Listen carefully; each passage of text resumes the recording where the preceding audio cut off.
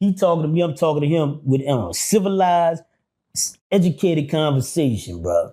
The very next day, less than 24 hours, he was in the toilet eating his own shit.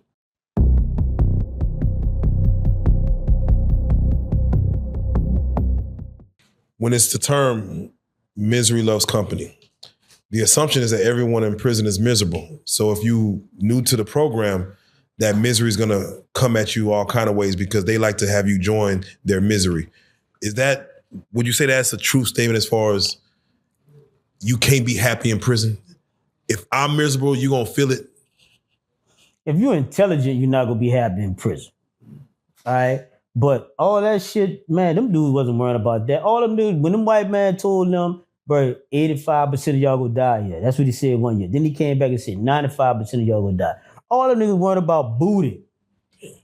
You know what I'm saying? Not everybody. Because you got people that went there and that stayed focused. See, me and a lot of other brothers, we was in that place, but we wasn't of that place. Let's get that straight. You know what I'm saying? You could be, you got three types of people in this world. You got the carrot. If you put that carrot in a hot pot of boiling water, what it do? It become weak, mushy, soft, it broke, right? Yeah. If you take a raw egg and put it in that hot pot of boiling water, what it do? It becomes hard. Now you got this, he's just mad at the world, woo, right? And you know what happens to bullets. You know what I'm saying? Everybody ain't gone, you heard me? So, but then you have that coffee bean, right? Then you have that coffee bean. That coffee bean doesn't allow the environment to change it. That coffee bean changes the environment. That's what the fuck I did. You heard me? They got dudes that's home right now today that benefited from my programs called manhood training. They benefited from my programs of effective speaking skills. Because a lot of dudes come to, man, they benefited from my program that I learned from other brothers from there that taught me law class. They were teaching the law classes I was in there. Then when they gave their life sentence back and went home, I started teaching the law class. Yeah. You know? So we have brothers in there that was in that place, but not of that place. So we got to understand, especially when we're talking about a prison like Angola, a form of slave plantation, right? We talking about, we have I met people from Colombia. I met people from Cuba, the people that with the Barry Seal issue, right? With the Barry Seal, they was in there. I met them brothers, them Colombian brothers. You know what I'm saying? Mm. And so, and today, I guarantee you, I'm gonna say that, and that's why when these brothers be sitting there and still trying to uphold this bullshit, man, those brothers saying, man, you had a dude from Cuba, when he served his time, they was trying to, hey, man, time to go. He knew he had to be extradited back to Cuba. He played crazy. He started eating his own shit. He started shitting the guards down. He started hiding up under the bed. He started wrapping his head around. He just went all the way crazy to try to prevent from going back to Cuba. So, bro, it's so much shit, bro, man. Wait, he played crazy. Does playing crazy make you go crazy? Yeah, some people play crazy, but some people really fucking go crazy. I had a dude that I'm sitting at the bars with. We on lockdown. We at Camp J. He talking to me. I'm talking to him with civilized, educated conversation, bro.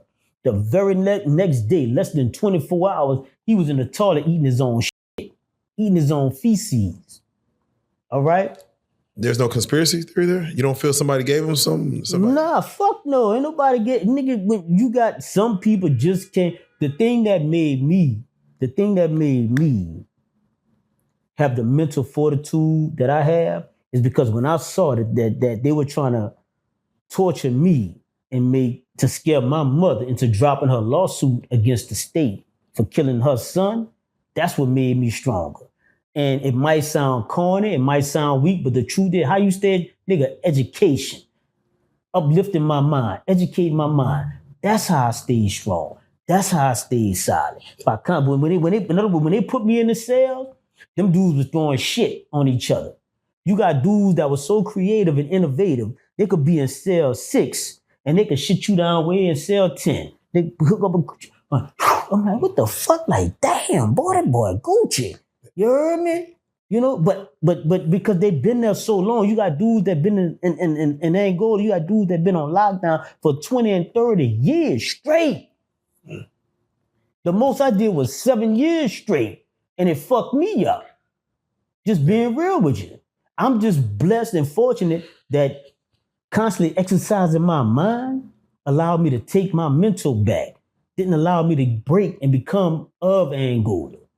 It's crazy you say that because the man you're speaking of who the next day was eating shit, you would think losing your mind would be a slow process, like slowly break down. From what you're saying, that sounds like it snapped in the middle of, within 24 hours. That's when I learned temporary insanity is real. Mental health issues, bro, man, that's when I started studying psychology and started checking up on that shit, right? Because it puzzled me, it fucked me up. Like, what the fuck?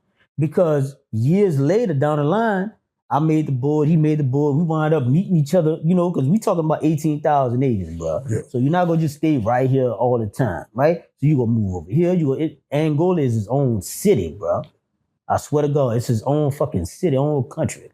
So years later, I met this dude, but he had no recollection of that shit. And he was back civilized. So that's why when the juvenile issue came about, big shout out to Byron Stevenson from the Equal Justice Initiative. The prefrontal cortex, or the frontal lobe of the brain, controls rational thinking and is not fully developed until the age of 25. Therefore, if you under the age of 25, you're prone to act reactionary instead of responding. I taught them brothers when I was doing the manhood training classes, I taught them how to respond instead of react. Because of situations like that I had been in and I saw. Mm-hmm. The importance of the law library. Now, mind you, some people that are fans of this show never step foot in a prison. Say that again? Some people that are fans of this show never step foot in a prison. Don't know what they have access to and things of that nature. And don't step in that motherfucker. Yeah. Shout out to y'all that never step foot in prison, because I ain't here to brag and boast about none of this bullshit. Yeah, we ain't trying to glorify this at all. Was the law library, from your knowledge, was that always something that was available to inmates? Fuck no, indeed. The only reason why I made it because when I was in the parish jail, it was a gift and a curse. A gift and a curse.